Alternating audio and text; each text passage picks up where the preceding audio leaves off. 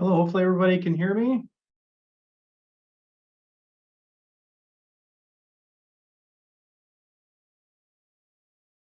I'll just kind of jump into it. I want to start by thanking everybody for joining today.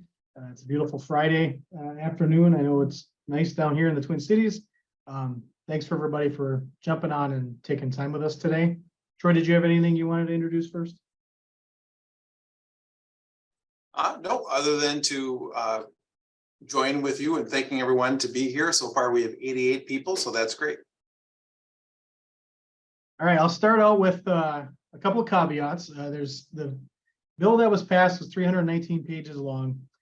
We're obviously not going to be able to cover all that in 45 minutes to an hour. If you do have questions, I'm going to ask everybody not to raise their hand, not to use that function. You should have a Q&A box where you can submit questions in writing. Troy and I will both be reviewing that as we go along. We'll try to type in some answers if we can, and likely address some. We're planning on leaving about 15 to 20 minutes at the end of our presentation for questions, as we imagine there's going to be a lot of questions. But we'll try to answer those then, try to answer them in writing. And if we can't, we're going to keep track of those and have something available, put together answers to all those questions and have those available on our website. We are going to also make this presentation, the recording, the questions and answers, and a template interim ordinance moratorium that we'll be discussing. Troy will be getting more in depth on later that we're going to have available as well. So for this presentation, we're going to largely focus on kind of immediate action items, short-term action items, because although the bill went into effect, was signed by the governor, and a large chunk of it goes into effect on July 1st. There's a lot that will not be rolled out by the state, specifically licenses and other things, until probably end of summer, early fall of 2024. So that'll probably be another presentation down the road, but we're going to try to focus on kind of initial action items and things that cities and towns should be thinking about, or what we're recommending for going forward, kind of in the immediate term. I will get rolling. Okay, so we're going to split this up into two. Troy's going to focus more on the next steps, the kind of action items that we're talking about. I'm going to give kind of a very high level overview of the bill itself and kind of what it establishes, what roles cities and townships have, licensing, and also the status and kind of treatment of the what I'm just going to call THC edibles, the edibles that were legalized in 2022, and kind of handling those, or what changes were made in the bill to those, and what changes were not made to those provisions. Things we're not going to dive into today that I know there will probably be questions that we can answer down the road, or others can answer. We're not going to dive into law enforcement impact or criminal statutes, the criminal provisions that were in the bill, human resources questions, those types of things. I think some of that was addressed by cities and towns last year when THC edibles were created. There are also grant opportunities in the bill that cover dozens of pages that I think local governments should be able to tap into. That we're not going to dive into that today. Again, that's going to be more down the road. So the largest chunk of the kind of the first portion of the bill is the creation of what is called the Office of Cannabis Management. That is the new state agency that will be largely overseeing cannabis businesses and eventually low potency hemp edible businesses in the state. The office is kind of formally established on July 1st, although if you go, you can find their website that was already up and running before the bill was even signed. So part of the process and the reason why things aren't, it's going to be a while till things really come out. They have to go through a process of standing up that agency. They have to appoint a director, get that director approved. They have to hire probably dozens of employees. And then two specific items that they need to address. There are some kind of model ordinances and things like that that we'll talk about later, but also adopting administrative rules. They have authorized an expedited process for that, but it's still going to take, as I said, it's going to take a while to stand up that agency and to get employees hired to write those rules. So there is a 30-day comment period once those rules are published. There is no public hearing because of that's taken out by the expedited rulemaking. And the hope is, and what we've discussed, is that the rulemaking will fill in some of the gaps that we've found in the bill itself. So the Office of Cannabis Management will be licensing, and again, the licensing isn't really going to kick in until all of this other rulemaking and everything else is established. But they will be licensing 16 different types of businesses. They're kind of broken down into 3 different broad types: cannabis businesses, low potency hemp edible businesses, and medical cannabis, which has been legal for, I think, 10 years. The cannabis businesses are more of the new portion that's been legalized. Low potency hemp edibles, we'll discuss this further later, is kind of the same product that was legalized in 2022, but it's just going to be treated kind of legally as a different status once those licenses kick in. But we'll get into that a little bit further. So there is a limited role for cities and townships within the licensing process itself. The definition of a local government unit does include statutory cities, charter cities, and townships.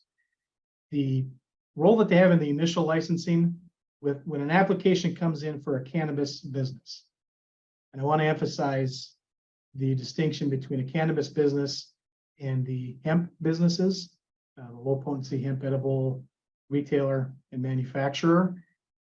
This portion dealing with this part of the licensing only deals with cannabis businesses. If you look at that list of 16 different licenses, 14 of those are considered cannabis businesses. The only 2 that aren't are the low potency hemp edible manufacturer and retailer. And there are a lot of different provisions in this, and this is where we're not going to we don't have time to dive into it too deeply, but there are a lot of different provisions that apply to different types of licenses. And we also hope to put something out that will help kind of guide what specific things you can do for each different type of license. But for these cannabis business licenses, the application will go to the local government. They then have 30 days to certify whether that proposed cannabis business complies with local zoning ordinances, state fire code, and state building code. The local government can provide additional information that it believes is relevant to the OCM's decision on whether or not to issue that license. Ultimately, though, it's up to the OCM to make that decision on licensure. It's not the role of local government. The bill does specifically provide that doesn't prohibit local governments from enforcing other local ordinances. The one that immediately came to mind was a public nuisance ordinance. Another element, the general kind of intent and the general limitation on local governments is that it expressly cannot prohibit the establishment or operation of a cannabis business, and again, it's cannabis business, licensed under the bill. They also can't prohibit the possession, transportation, or use of cannabis flower, cannabis products, low potency hemp edibles, or hemp-derived products. There's 2 different provisions there for different types of products and different limitations. But the key piece is that local governments can't prohibit the operation of cannabis business, whether that be through zoning, explicitly through zoning, however it's handled. It can't prohibit the business. It does authorize, though, for those cannabis businesses only, it authorizes the adoption of an interim ordinance and moratorium that would run through January 1st of 2025.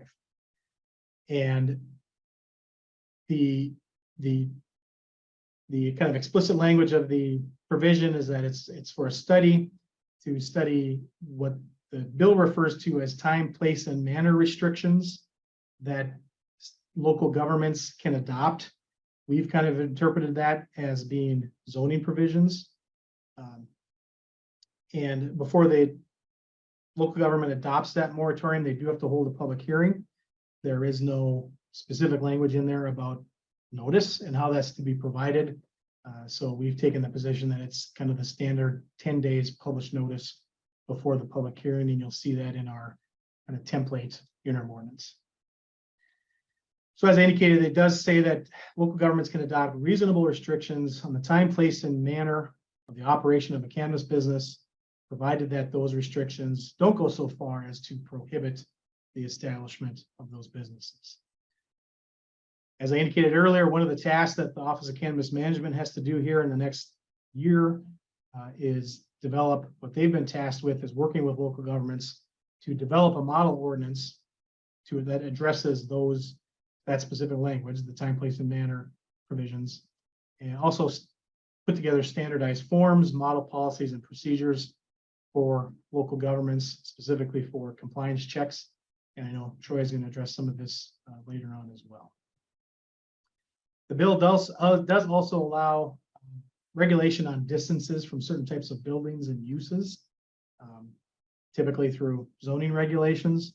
Specifically, it says that a local government can prohibit the operation of a cannabis business within 1,000 feet of a school, 500 feet of a daycare, residential treatment facility, or an attraction with a public park, within a public park that is regularly used by minors.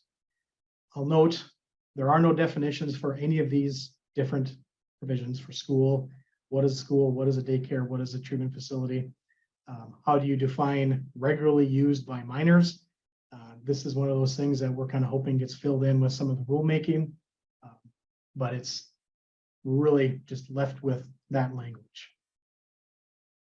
Another kind of element of local control that was granted in the bill is retailer registration. And again, this only applies to retailers, different types of retail licenses. And it does include, this isn't like the cannabis business provisions. This does include low potency hemp edible retailers. Like I say, it doesn't apply to cannabis, other types of cannabis businesses like manufacturers, cultivators, those types of things. There are provisions where cities can charge a limited fee for those initial licenses and renewals or registrations. Gotta be clear on that. Before issuing that registration, the local government can, it's not required to, but it can conduct a preliminary compliance check when it gets that license or registration request to confirm if the plan is to abide by applicable operation requirements and limits on the types of products that can be sold. If you do a deep dive into the bill, each one of these different licenses has different authorizations for what they can do and different types of operation requirements or performance standards. So it has to really kind of be limited to what's in those specific provisions. There is some authority for local governments to suspend a retail registration for up to 30 days. Notice has to be provided to the Office of Cannabis Management. They review the suspension and they can order it reinstated. They can add to the suspension, they can revoke the license, or they can pursue whatever other license-based penalties that may be available to them. Again, this is once it's handed off to the Office of Cannabis Management, it's up to them. The local government, though, can reinstate that registration if it determines that the original violation has been cured. And there are some provisions for civil penalties of up to $2,000 for registration violations. For those cities and townships that do take on that registration obligation, there are other obligations that go with that. At least once a year, the local government is required to conduct a compliance check for every cannabis business and hemp business with a retail registration. So it's important to note that those compliance checks are just those retailers that are being registered. The key issue here, though, is that the compliance check that the local government is required to do also has to include age verification, but also include a review of the operation requirements that are kind of outlined in the bill and the limits on the types of products being sold. So it is more of a substantive check, and that, we're going to be, Troy might talk about this later too, but we're talking about requesting some type of checklist for folks to have when they're doing these compliance checks. So we know we're meeting all the requirements in the bill, in the statute. And those checks can be performed by a law enforcement officer or another local government employee. The other obligation is the unannounced age verification compliance checks. These are the wording of these, and the function of these is very similar to tobacco compliance checks. So hopefully there isn't too much difficulty in those, but again, it is a compliance check that's required. The bill does authorize cities and townships to opt out of the registration process, so long as they consent to the county to issue those registrations. So there is that option to opt out of that process in general. As I'm sure everyone's aware, the bill imposes a 10% tax on sales. Those funds will be divided 80% to the state general fund, and then 20% to a local cannabis aid account, which is subsequently divided among cities.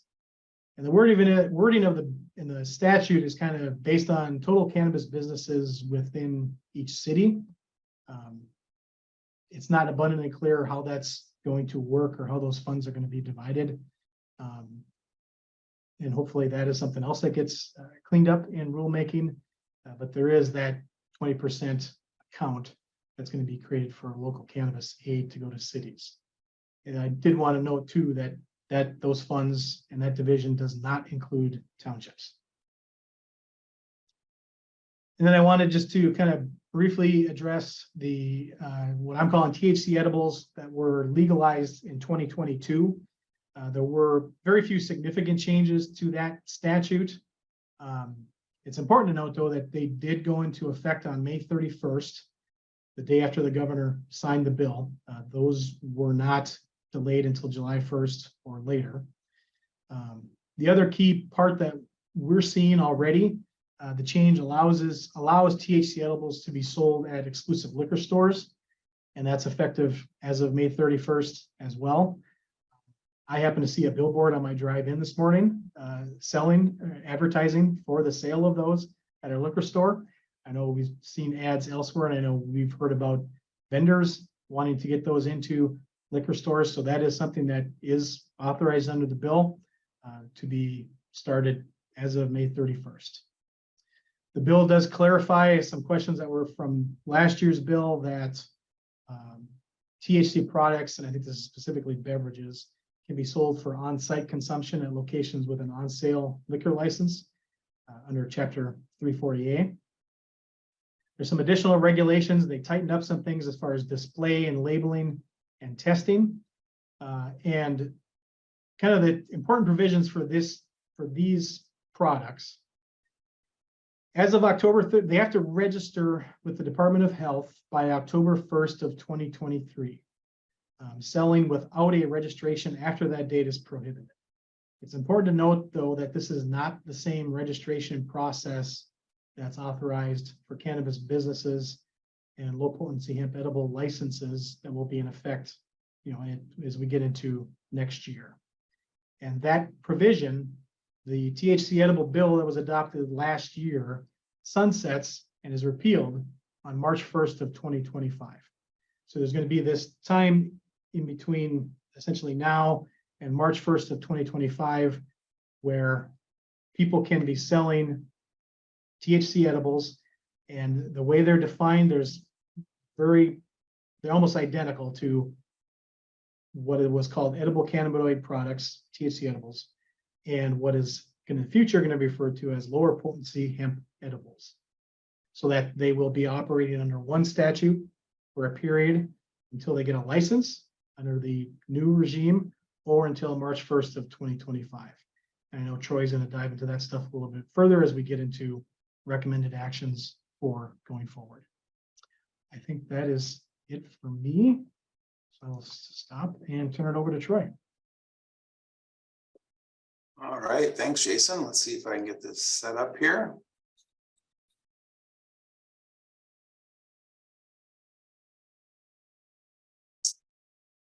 All right. Well, thanks again, everyone, for attending. There we go. I tried to answer some of the questions as we were going. I didn't get to all of them, but as Jason said, my role here is to try to dive a little bit deeper into kind of what does this mean for us? What should we be looking at doing in the near term and then longer term? Things to think about, consider, frankly, think about how staff resources are going to be employed to address some of the issues that are being, frankly, thrust upon you by the legislature. So the one of the issues I really want to get at is, talk about a little bit more about what Jason said about this notion that the THC edibles magically become called something else once they become licensed by the state. So we are in this transition period where the products that were authorized last year and that, frankly, some cities have regulated will eventually become these low potency hemp edibles.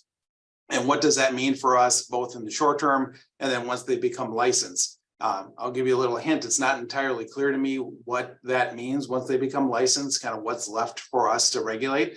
But I'll work through that here.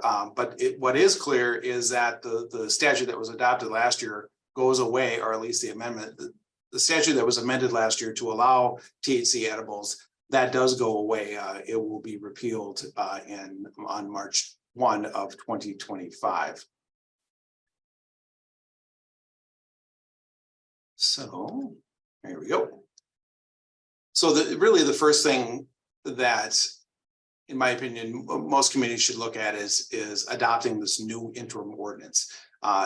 There are plenty of communities that adopted an interim ordinance shortly after the bill was adopted last year. So summer, fall, cities were adopting these moratoria, just trying to figure out what's going on. Can we regulate, et cetera. Well, this is a new one under the new law that applies just to cannabis businesses. So we're recommending, and we'll have a sample interim ordinance on our website here shortly that talks about just simply placing a moratorium on these new cannabis businesses through the January 1, 2025 date that's allowed under the law. The reality is what's going to happen between now and then, it's not entirely clear as far as timing and when the agencies or the department's going to be up and running and have the rules adopted, that sort of thing. I think Jason had told me he heard in one of the committee hearings that they're talking, summer, fall of 2024. I personally would be shocked if they're up and running that quickly, particularly with the rules. Just having been through several rulemaking procedures over the years, it just always seems to take longer than anticipated. But the moratorium will allow you to do some of the studies that will be needed to figure out, frankly, what are you going to do from not only the zoning perspective, which will likely be influenced by the rules, and then these samples, model ordinances that the OCM are supposed to produce, but also to address some of the other regulatory issues that you are allowed to address under the law. So I'll talk about those in just a moment here. So as Jason mentioned, in order to adopt the new interim ordinance, there really isn't much by way of process. You do have to hold a hearing. The period of notice is not talked about at all in the statute. And so what we're recommending is just use the standard 10 days published notice. You certainly go longer than that if you want, but provide the notice. We recommend, or I think it's perfectly fine if the notice is posted in June, but our recommendation is not to hold the hearing or actually adopt the interim ordinance until after July 1. just the idea of adopting an interim ordinance based on authority that isn't law yet is in my mind, not the best way to go. So wait till the July 1 date comes and goes. But if you are meeting in early July, then you certainly, in my opinion, you can start, the notice can appear in the paper starting in June. Keep in mind, again, the interim ordinance does not apply to anything other than cannabis businesses. And so this whole THC edibles piece of it, I'll be talking about that more, but it's kind of a question about, okay, what are we going to do about that piece and during that transition? So even though this is an interim ordinance that has language very similar to what's in 462, this is not a 462 interim ordinance, and that's why it can go longer than a year. So the separation between hemp businesses and cannabis businesses is really problematic. Well, at least it creates confusion in the short term here over how are we going to handle these, because the low potency hemp edibles are not a part of the cannabis business scheme, but they do require registration and a license, or will. And so what you see is that the law talks about cannabis businesses and exempts those out, but then so that really leaves a gap, because it always talks in terms of you can adopt this regulation on cannabis businesses, this regulation, et cetera, but leaves out this other use that though is still subject to licensing and local registration. So it becomes confusion. So basically what we have in the interim though is continuation of the current status quo, where folks can continue to sell these products that were authorized last year.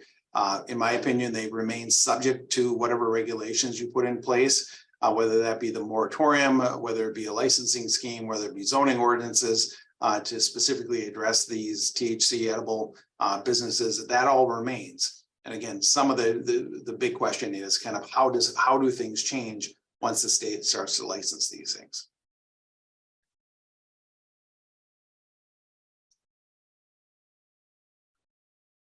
So this is getting to the question or the comment I made. When you look at it, the cannabis business, because the low potency hemp edibles are not that, then they really are outside of the language that says you can't prohibit the establishment or operation of them. They are not subject to the moratorium that we just talked about. They're not subject to the cap that you can place on the number of cannabis businesses, the limitation on hours, those sorts of things. So it really becomes questionable. Okay, so what does apply? What fills that gap, if anything? As I mentioned, they are, however, required to get a license and to register locally. There is some language about low potency hemp edibles needing to comply with local regulations. The sentence, when you get into the portion of the law that specifically talks about those types of businesses, this language about nothing in this paragraph prohibits a local unit of government from enforcing a local ordinance. And kind of what does that mean once they start to become licensed by the state? Not entirely clear at this point. Of course, at the end of the day, we have to remind ourselves we have focused so much over this last year on these THC edibles and what does that mean and how can we regulate them and how and what and if and all those questions. And now we're moving into an environment where folks can have up to 2 pounds of this of just regular marijuana. So there's some are going to question, do we even care at this point anymore, or at once at least that those become something that you can have later next year, because we're talking about gummies as what is now comparatively a very low potency compared to all these other products. So if you can have 2 pounds of marijuana, do we really care if someone buys 5 milligram gummies? Clearly, the answer for some communities might be yes, very much so. Others may be no, we don't really care anymore about that side of things, other than to deal with it through the registration and licensing scheme that's going to be set up here. So obviously the questions that come up for communities is how, here's where we're at today. What do we do moving forward in this transition period? What do we do for the next year, 18 months, that sort of thing? So in looking at this, they really fall into three categories. Cities and towns either have a moratorium still in place that you adopted in summer or fall of last year. You perhaps adopted licensing regulations and currently are licensing THC edibles, or you're in a community that elected not to regulate THC edibles. So where does that leave you? So I'll briefly discuss each one of those. So if there's no existing moratoria or licensing ordinance, you certainly can still get into that business. If you want to adopt a moratorium, you certainly can do so. It's not too late, in our opinion.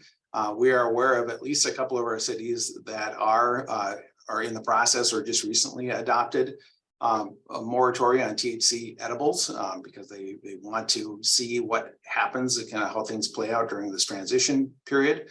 That's certainly something you can do. Others will just want to wait to see how things develop through the OCM's rulemaking process and this model ordinance piece. But you certainly can do that. You can adopt the moratorium. That's a moratorium under your police power and 462. So you're looking at that 1 year limitation on that moratorium.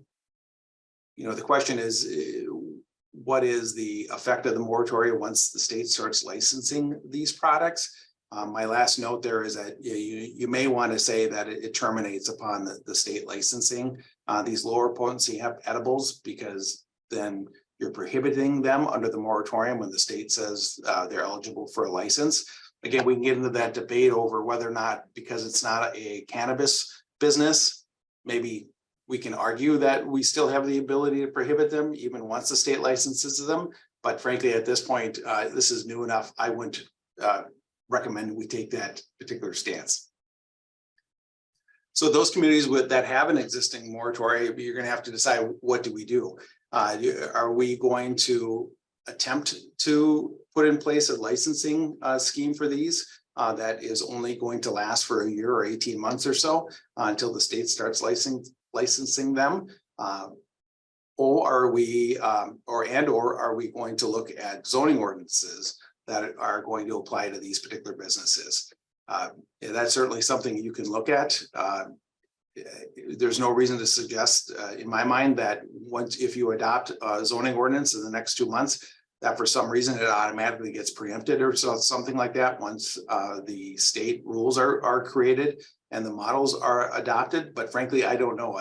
I'm curious to see what those rules are going to look like. Are we talking more DNR rules that in some cases get very much into the details of what your ordinances have to look like? Or are they going to be more standoffish, talking more high level and leaving more discretion to local governments to decide what their zoning ordinances are going to look like?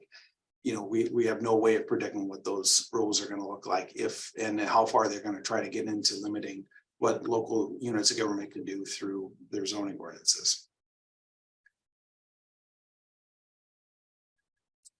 So if you currently require licenses, you've gone through that process. I know some cities jumped right in and adopted licensing ordinances early on in this process. In my opinion, status quo continues. You get to continue to license. If you adopted zoning ordinances, these retail THC edible businesses remain subject to your zoning ordinances. Although again, I think once the state licenses them as the low potency hemp edibles, I really just honestly think that your licensing goes away. I think it's going to be preempted by the state law. But you still have the same questions about, even if you require license, but didn't address zoning, are we going to get into the zoning business on these now, or are we going to wait and see until the rules are developed? So I think all cities or most cities are going to be in that particular, do we do something now or take a wait and see attitude? So zoning regulations, the statute does expressly allow local governments to adopt reasonable restrictions on time, place, and manner As Jason had said, why they use time, place, and manner, I have no idea. That I think strikes a lot of us as an odd turn of phrase, because that's typically used when we talk about First Amendment restrictions. But here we are.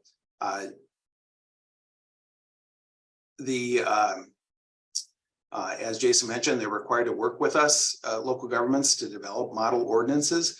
I'm not sure what the rulemaking process will look like, if they'll try to involve representatives of local governments in that process. Hopefully they will, even though it's expedited. As far as developing models, we can assume the league is going to be contacted at least.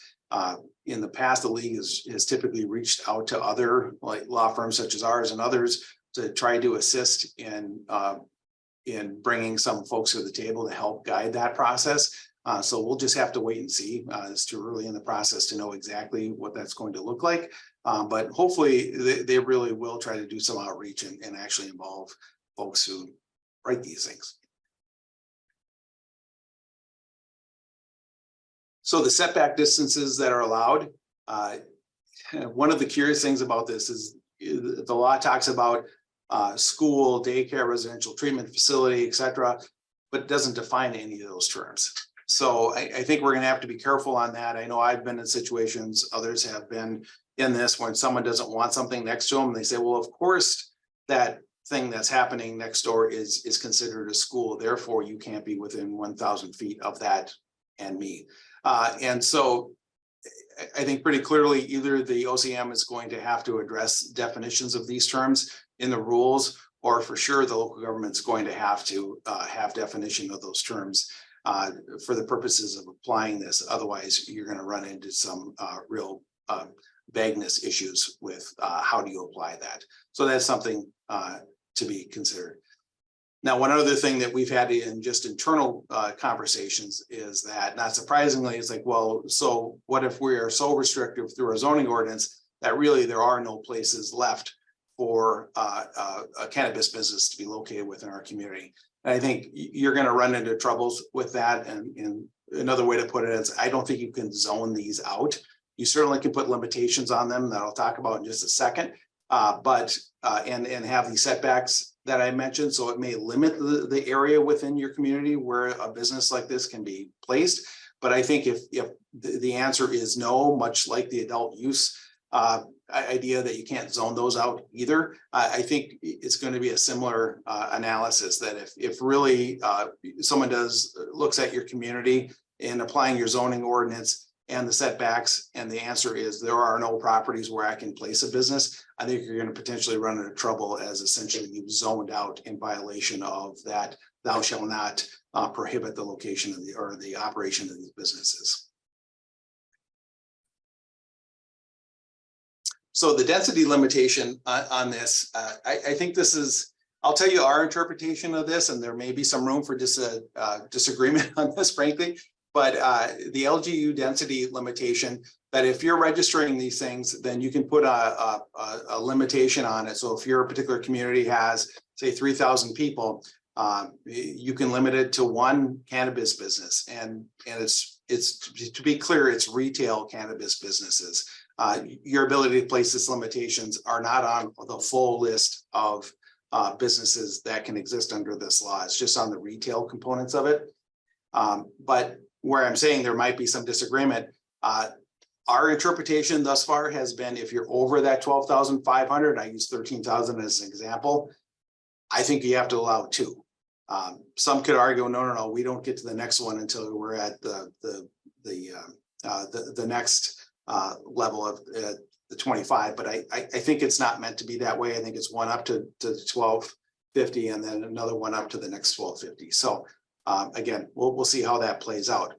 Importantly, at least particularly from those that are from smaller counties, this countywide density limitation may become a factor. You're not required to do this, but if your county, if you can do the math and figure out that based on the population of the county and the number of cannabis businesses, retail businesses that exist within that county, if it has the equivalent of meeting that 1 per 12,500, then if a business proposes to come to your community and wants to register, you can say no to that. So the legislature did keep in mind this notion of we don't want potentially one of these on every street corner, that sort of thing. So it does give the local governments the ability to limit the number within your community and then on a county-wide basis at all. Now, again, this is a may by ordinance impose these limitations. It's not a shall impose these limitations. So if your community frankly doesn't want to limit and be much more open on this and allow a greater density of these than otherwise could be limited to, you can do that. And frankly, the more you do that and more businesses site in your particular community, then that's going to increase the likelihood that maybe some other community in your county doesn't have to allow them if they don't want to, because you've met that county-wide density level.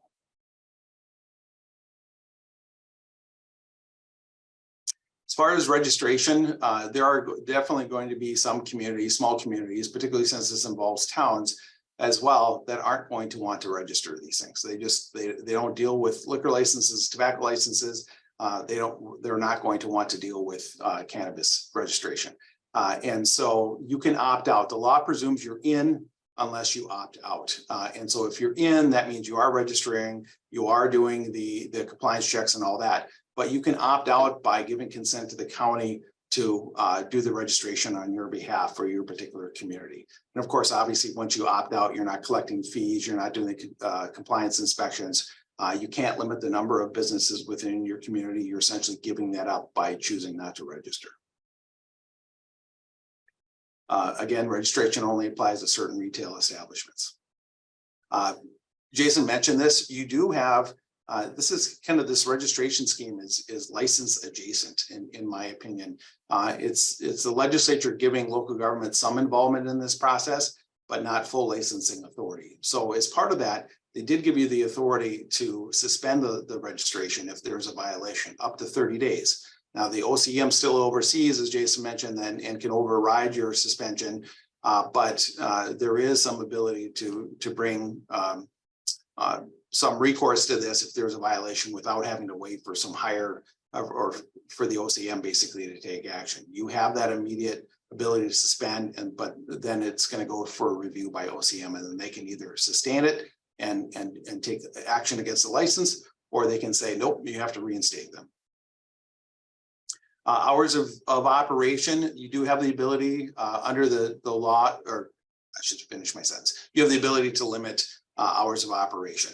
Under the law, it's 8 a.m. to 2 a.m. Monday through Saturday, and from 10 to 2 on Sundays. You can limit that down all the way down to 10 a.m. to 9 p.m. Monday through Saturday. The law doesn't talk about Sunday hours as far as greater restrictions, so I'm not sure why that was left out. But so you can, from 8 to 2 o'clock in the morning, that's a pretty significant span Monday through Saturday. Again, you can limit that down to 10 to 9.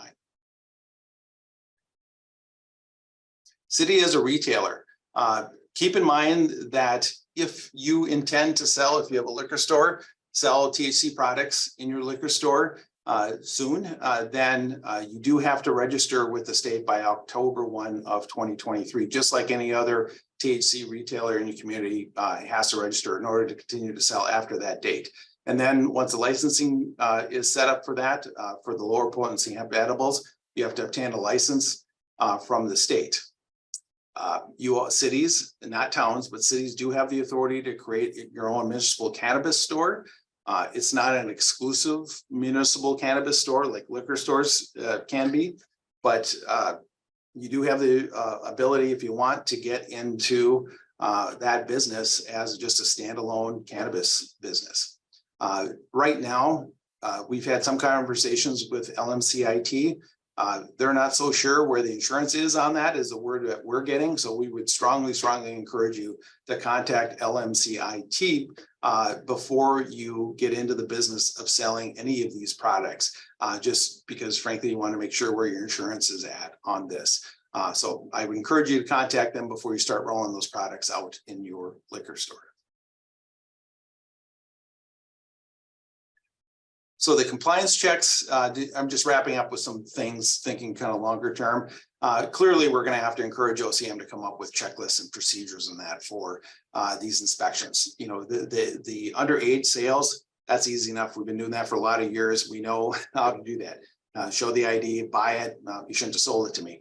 But when it comes to the operational and products piece of this, I mean, who knows how these stores are supposed to be operating? So clearly we're going to need assistance from the OCM on what law enforcement is supposed to be looking for when they conduct these compliance checks. So that's certainly something that we'll have to figure out as we go through. For these preliminary compliance checks before business starts, I'm not entirely sure what those are going to look like because obviously we can't consider much by way of how they're operating, from a compliance perspective, because they're not operating yet. So we'll have to wait and see kind of what form that takes and what's expected in a preliminary compliance check. So obviously administratively, 30 days goes by awfully fast as far as intaking an application from OCM, reviewing it for compliance with your local ordinances, fire code, building code, that sort of thing. But you do have that 30-day clock. So you have to be able to gear up and be in a position of having staff review that and provide a response back to OCM within that 30-day period. Of course, you're also going to have to gear up to handle the registrations process and deal with oversight and suspension of that registration if there's violations. Now, again, if your community is smaller and limits this to one, this ought not be that big of a administrative burden because you're not going to be seeing these but once a year as far as your initial registration and then the annual renewals. But if you're a community that either has a larger population or is not going to restrict the number of these, well, then, again, you may have more burden on staff as far as having to process these things. So I hope that was helpful. Now, in the 15 or so minutes we have left, we're going to try to answer some of these questions that we haven't already been answered while we were typing along. Looks like Jason did quite a few here. So Jason, do you have anything you'd like to add, or are there any questions we want to try to answer? No, I think I went through, there was one question, Troy. I don't know if you have any knowledge on this. Is the growing and cultivating of marijuana going to fall under the rules of ag farming? That one I can't answer off the top of my head. Yeah, the best I can answer on that one is I know the hemp farming piece of that is going to be continue under Department of Ag. But when it's just straight marijuana, I'm not sure what the intent is as far as how to regulate that. I think that is supposed to fall under OCM, but I'm not entirely sure of that. Of course, the bill gets into how many an individual can grow, how many plants they can have, and how much total I'm not a marijuana guy, so I don't know what all the terms are, but the buds and all that sort of thing. There's limitations on how much each person can have, but who's actually going to regulate the straight up farming of the marijuana plants themselves? I think that's OCM, with hemp being under Department of Ag.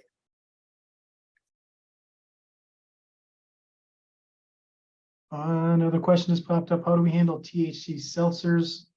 We have a moratorium prohibiting 0.1% to 5% THC amounts until September. When do we allow them to sell? Yeah, so this goes back to what I had said earlier. I think your moratorium stays in place and you can say no to the sale of that. I know in one of my cities, we got into this question about, depending on how your moratorium is worded, is it based on volume? How does our moratorium actually apply to kind of the liquid state within a seltzer? But I think that if your community, from your interpretation of your ordinance, says you can't sell that product, it violates the moratorium we have in place. Nothing about this bill, at least for now, changes that. You still can say no to that. Is my opinion. Again, once the state starts licensing these as the low potency hemp edibles, that's a bit of a question right now. We'll have to see what the agency or the OCM says about that.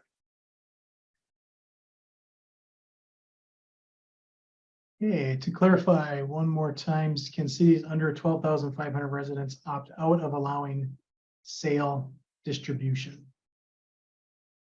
Jason, you want to take that one? Yeah, I mean, I think again, this question came up in a few that I had answered already as well. Part of the confusion that comes up in this bill is the way certain things are applied to certain types of licenses and not others. That 12,000, that cap that a local government can adopt by ordinance only applies to 3 different types of licenses: cannabis micro businesses, cannabis mezzo businesses, both with a retail endorsement, and then cannabis retailers. So there is no, that cap only applies to those specific 3. So I think that kind of addresses that question. You can't opt out of allowing sale and distribution. I think the interpretation we've made is the language of the bill says you can't prohibit, and then the language of that specific provision says you can by ordinance prohibit to no fewer than 1. So you at least have to have 1 up to 12,500, and then it becomes a question of interpretation on whether you need 2 once you get to 12,501, or whether you need 1 up until you get to 25,000. So I think that, I hope that answers that specific question. So the next one, if the city agrees to 2, but then decides to give the 2 licenses to the city itself, would that work? Thinking about where I said it wasn't exclusive. So and I'll ask Jason to jump in on this. The thing to keep in mind here is, remember, you're not licensing. Yeah, you're registering. But I don't think you get to limit the number of licenses the OCM issues. There frankly will probably be folks thinking really hard about how to try to become the exclusive retailer within the city. And there may be a way to figure it out as far as timing on when the moratorium comes on, when the application gets submitted to OCM for the license, that sort of thing. So if you're in that under 12,500, you may be able to wrangle it in such a way that you become the exclusive retailer. But yeah, I don't know. And then Jason, you want to speak to, because there are limitations on the number of licenses any one entity can have. You know that better than I do, Jason.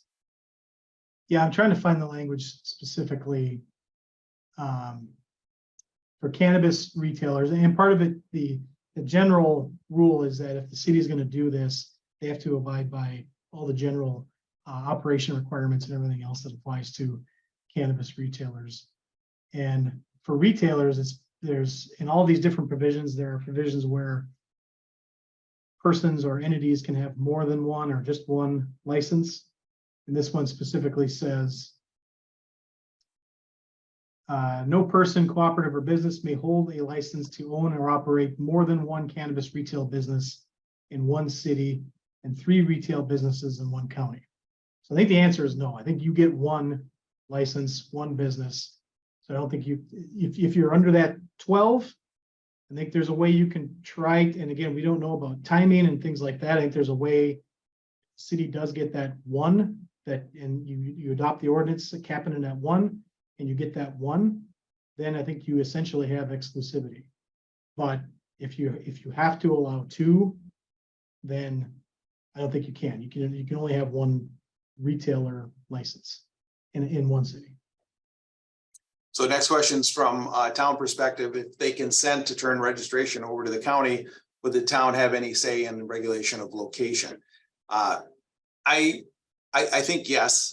You know, the reason why I said if you opt out, then you lose some of that, because the regulation specifically says for LGUs that register, then they may limit numbers, those sorts of things. So you lose something, but I don't think there's anything here to suggest that you're going to lose zoning authority on these just because you opt out of registration. Would you agree with that, Jason? Yeah, and you would still get, during the initial license process, you would still have that step where you get to review it for 30 days and see if it complies with your zoning ordinance. So I don't think you don't lose that authority. You just lose that registration piece, and you don't have to do the compliance checks. So Could the city own the licenses, but then contract out like RFS for the provider? Boy, that's at a level of, as you might, one thing we didn't say is that when you look at the bill, it has many of the same licensing type of provisions that you see in local ordinances that deal with liquor stores and tobacco. It talks about who the managers are. There's background checks, who can have ownership interests, that sort of thing. So that's just at a detail. I'm not sure if you can contract out for something like that. So just, I'm sorry, we're just trying to figure out the local government piece of it at this point. As far as regulation, we didn't really get into operational issues. Anything else on that? No, I was gonna say, we'll put a pin in that one and get an answer. All right. If we presume muni retail, is there a limit to the number of stores we could have? Again, that's an operational issue. Does each site need to be licensed? I assume separately. And if so, then that seems like that would fall under the prohibition on the number of licenses any one entity can have. Yeah, we'll probably have to follow up on this one too. Not entirely sure how that would play out if you can have one license applicable to more than one location. I'm skeptical on that, but we'd have to take a look. So the next one, did they put a limit on the license fee that a city may collect? Yes, they did. Yes. It's a formula that relates to, there's a list of fees for each license that the state charges, and then the city can charge X percentage of that fee. Again, it's one of those, it's not abundantly clear, but there is a formula in there that we can figure out what amount we can charge for fees and for renewals. Yeah, so for registration fees, the statute says you can have an initial retail registration fee of $500 or up to half of the amount of the applicable initial license fee under the statute, whichever is less. So you're capped at the lesser of whatever those two are. Then it goes on to talk about a renewal retail registration fee of $1,000 or up to half of the amount of the applicable renewal license fee under the statute. But it does say, it's interesting how they did this, that your initial registration fee also covers the first renewal. So the $500 gets you the original one renewal, and then starting in the second renewal is when you can charge the up to $1,000 or half of the renewal fee.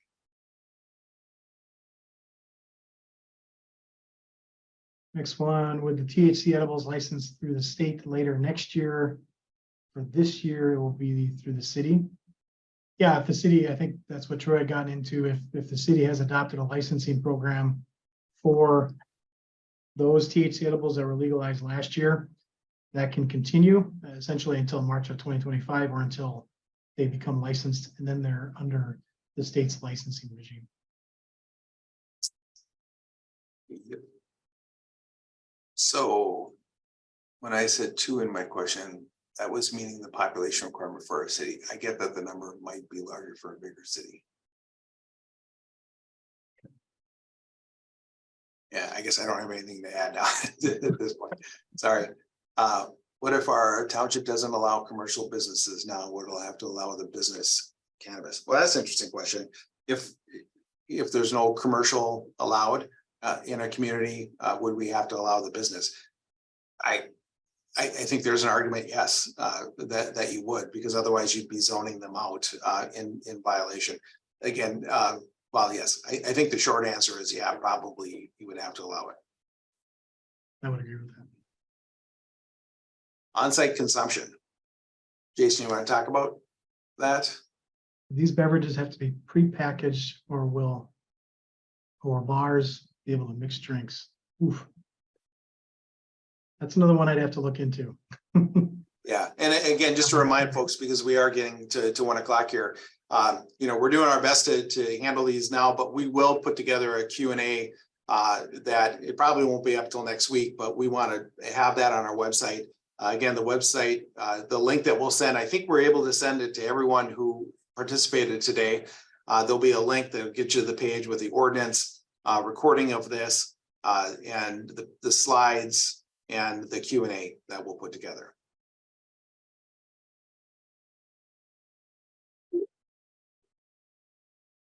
Are low potency hemp licenses inclusive of Delta 9 synthetic THC products or just the non-psychoactive hemp products?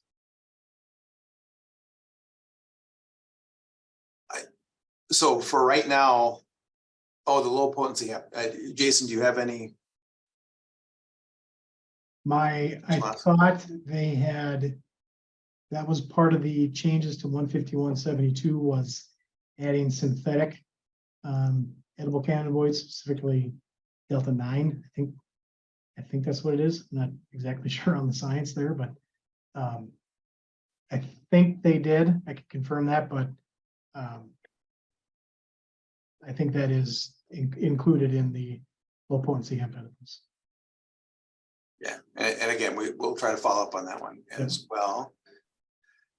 If the county has a population of 25,200, the largest city licenses 3 cannabis retailers, do the remaining cities in the county not have to license any because the largest city in the county met the threshold for the county as a whole? Yeah, I do think that that's what that means. Not that they can't if they want to, but that's why I say, particularly in smaller counties. I mean, it may very well be the case where whatever the county seat is, has 1, 2, 3, 4 businesses, and it wipes it out for the rest of the county. So you don't have to license if you don't want to in your smaller community elsewhere in the county. So yes, that is how we're interpreting that.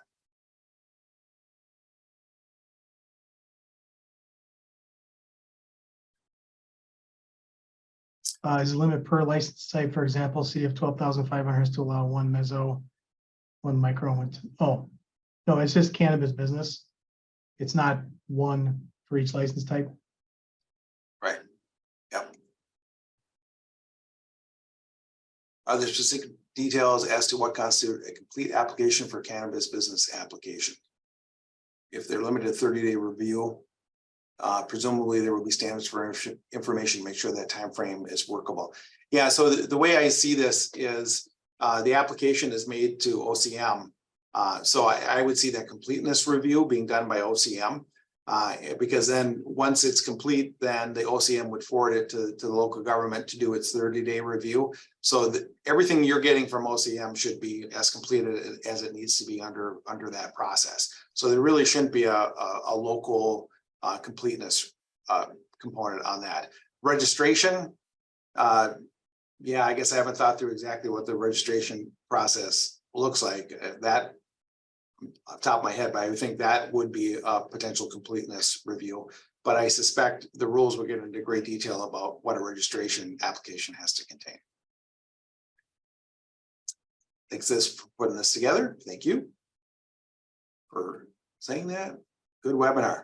Great. I hope everyone has a great day. Hope this was helpful. Like I said, we'll be sending out the link for additional information, and there's a lot there, and who knows, like everything else, when it's brand new, these are our initial takes on it. Things may evolve over time, but hopefully this gets you a good start. So thanks everyone for attending.